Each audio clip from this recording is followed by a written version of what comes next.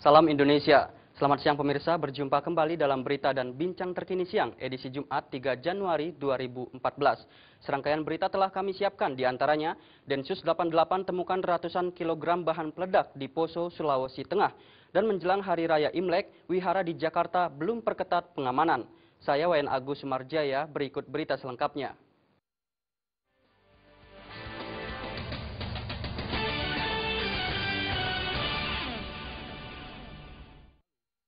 Gabungan Detasemen Khusus 88 Anti Teror bersama dengan aparat kepolisian Poso, Sulawesi Tengah berhasil mengamankan ratusan kilogram bahan peledak di Desa Lape, Kecamatan Poso, Pesisir.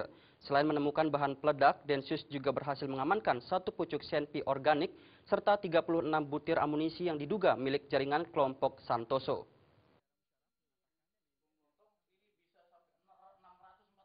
Saat gelar barang bukti di Mako Polres Poso, sedikitnya 149 kg bahan peledak berjenis Powell Gel Middle Explosive yang sudah dimasukkan ke dalam jerigen masing-masing 23 hingga 29 kg berhasil diamankan oleh Densus 88 bersama kepolisian Poso di Desa Lape, Kecamatan Poso Pesisir pada 31 Desember 2013.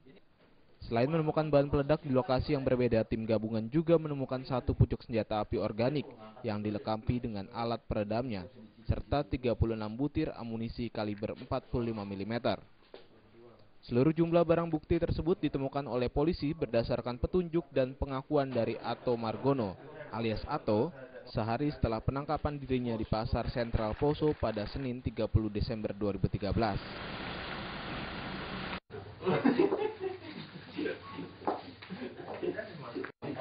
Kapolres Poso AKBP Susnadi mengatakan jika temuan 149 kg bahan peledak atau sebanyak 6 jerigen ditemukan dalam kondisi terkubur sedalam 1 meter di dalam tanah. Dari hasil penyelidikan polisi, kuat dugaan bahan peledak tersebut ada kesamaan dengan jenis bom bunuh diri yang dilakukan oleh kelompok teroris Poso di halaman Mapolres Poso tahun 2013 silam. Penemuan barang bukti ratusan kilogram bahan peledak tersebut adalah temuan barang bukti terbesar di jajaran wilayah Polres Poso dalam sepanjang sejarah perburuan kelompok teroris Poso pimpinan Santoso. Baik, kami dari Kepolisian Polres Poso kerjasama dengan Densus 88 kita berhasil menemukan 6 jerigen bahan peledak, di mana 2 jerigen itu berisi sekitar 30 liter bahan peledak dan 4 jerigen lainnya sekitar isian 25 liter. Kemudian kita identifikasikan dan bahan ini adalah patut diduga sebagai bahan peledak yang akan digunakan oleh kelompok teroris yang ada di Poso. Dari Poso, Sulawesi Tengah, Rahman Takdir melaporkan. Sementara itu, Anton alias Septi, seorang terduga teroris yang tertangkap hidup-hidup di Banyumas, Jawa Tengah, mengaku kelompoknya telah menyiapkan pengantin atau pelaku bom bunuh diri untuk meledakkan 50 wihara di Jakarta. Tidak hanya wihara, sejumlah penyerangan polsek, tempat ibadah dan kegiatan FAI juga telah disiapkan rapi oleh mereka. Kepala Biro Penerangan Masyarakat Polri Brigjen Pol Boy Rafli Amar mengatakan 6 terduga teroris yang ditembak mati dan 1 terduga teroris yang ditangkap merupakan kelompok jaringan Abu Roban yang juga pelaku teror terhadap anggota polisi di daerah Ciputat, Cirende, dan Pondok Aren. Peran mereka dalam aksi tersebut memang tidak dominan, namun ada beberapa dari mereka mempunyai peran penting, yaitu sebagai perakit bom, pelaksana, dan perencana aksi teror. Juga termasuk aksi perampokan bank. Boy menambahkan dari hasil penyelidikan yang dihimpun Densus 88 terhadap keterangan Anton, ke-6 teroris yang tewas di tempat kejadian saat penggerebekan kemarin, telah menyiapkan pengantin atau pelaku bom bunuh diri terhadap target-target yang telah digambarkan. Target tersebut diantaranya 50 wihara di Jakarta, penyerangan polsek, dan perencanaan kegiatan FAI, yaitu perampokan. Kesemua target tersebut telah digambarkan dan ditandai dalam dokumen dan letak lokasinya. Target-target mereka ini di samping penyerangan aksi bom bunuh diri juga kaitan dengan penyerangan polsek, juga rencana-rencana FAI kami di Sumatera. Jadi banyak rencana-rencana mereka, termasuk target-target dari rumah ibadah yang kita dokumen itu cukup banyak. dalam dokumen itu lokasi-lokasi yang sudah ditanda oleh mereka. Lebih lanjut, Boy menjelaskan kelompok teroris memang didesain untuk tidak menyerah apabila dilakukan penyerangan oleh petugas kepolisian. Karena itu Densus 88 harus melumpuhkan teroris untuk menghindari kejadian fatal. Dari Jakarta, Henry Fajaryadi melaporkan. Kendati menjadi sasaran teroris, namun sejumlah wihara di Jakarta hingga Kamis siang belum memperketat keamanan. Salah satu pengurus wihara mengatakan pihaknya tidak akan termakan isu terkait munculnya ancaman tersebut.